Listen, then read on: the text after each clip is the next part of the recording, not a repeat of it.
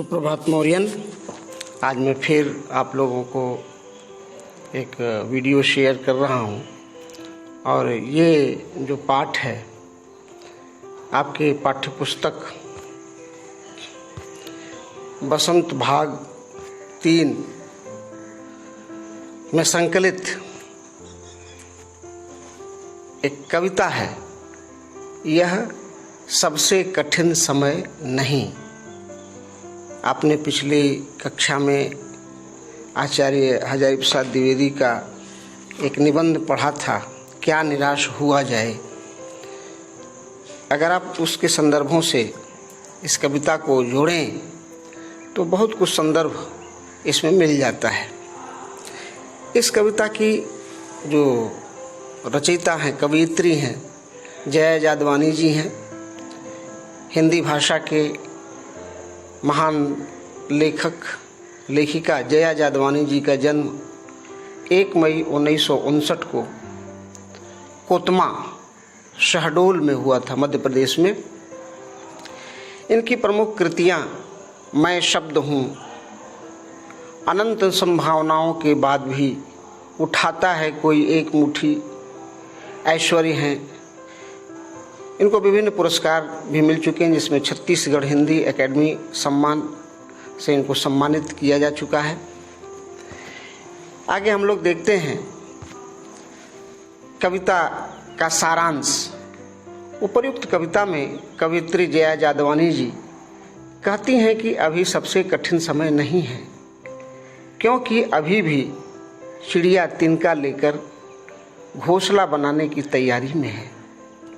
अभी भी अपने गंतव्य तक पहुंचने का इंतजार करने वालों के लिए रेलगाड़ियां आती हैं। अभी भी झड़ती हुई पत्तियों को संभालने वाला कोई हाथ है, अर्थात अभी भी लोग एक दूसरे की मदद के लिए तैयार हैं।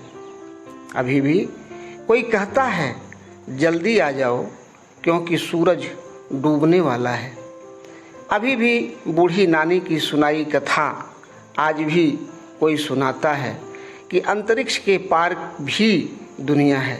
अतः अभी सबसे कठिन समय नहीं आया है।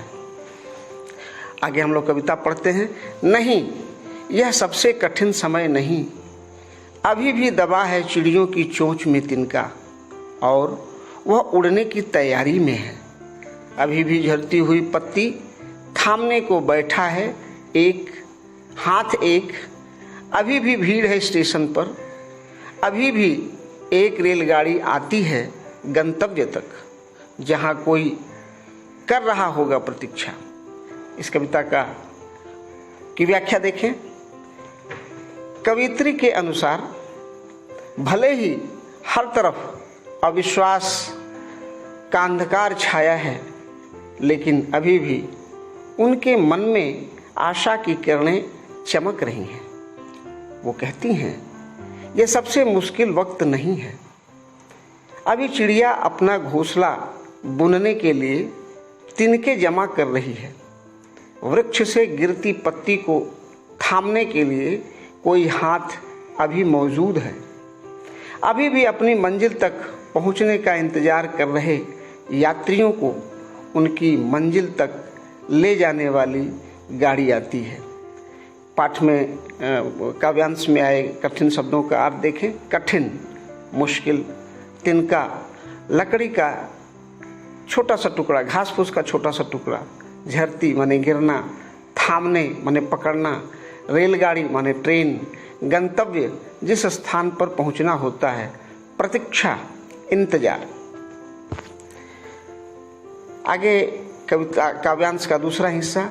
अभी भी कहता है कोई किसी को जल्दी आ जाओ, कि अब सूरज डूबने का वक्त हो गया।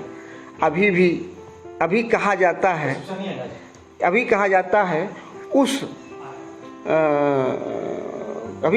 है उस कथा का आखिरी हिस्सा जो बूढ़ी नानी सुना रही सदियों से। दुनिया के तमाम बच्चों को अभी आती है एक बस, अंतरिक्ष के पार की दुनिया से लाएगी बचे हुए लोगों की खबर। नहीं, यह सबसे कठिन समय नहीं। कवयित्री ने निराशा से भरे इस संसार में भी आशा का दामन थाम रखा है। अभी वो इन पंक्तियों में कहती हैं कि यह सबसे मुश्किल समय नहीं है। आज भी कोई घर पर किसी का इंतजार करता है और सूरज डूबने के पहले उसे घर बुलाता है। जब तक इस दुनिया में दादी नानी की सुनाई दिलचस्प कहानियाँ गूंजती रहेंगी, तब तक ये दुनिया बसी रहेगी और सबसे बुरा वक्त नहीं आएगा। वक्त, समय, कथा, कहानी, आखिरी, अंतिम, हिस्सा, भाग, सदियों माने पुराने समय से, तमाम माने बहुत सारे, अंतरिक्ष, ब्रह्मांड, खबर माने समाचार, ये कठिन शब्दों का अर्थ हो गया। यह कठिन समय नहीं है, यह बताने के लिए कविता में कौन कौन से तर्क प्रस्तुत किए गए हैं, स्पष्ट कीजिए। इस प्रश्न का उत्तर होगा यह कठिन समय नहीं है। इस बात को बताने के लिए कविता में निम्न तर्क दिए गए हैं।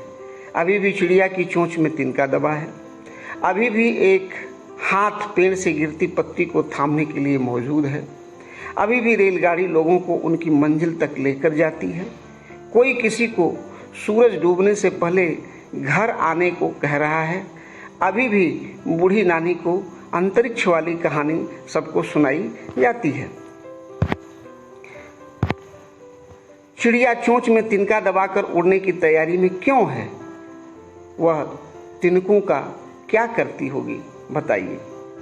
चिड़िया तिनकों का घोंसला बनाती है ताकि उसमें वो और उसका परिवार आराम से रह सके।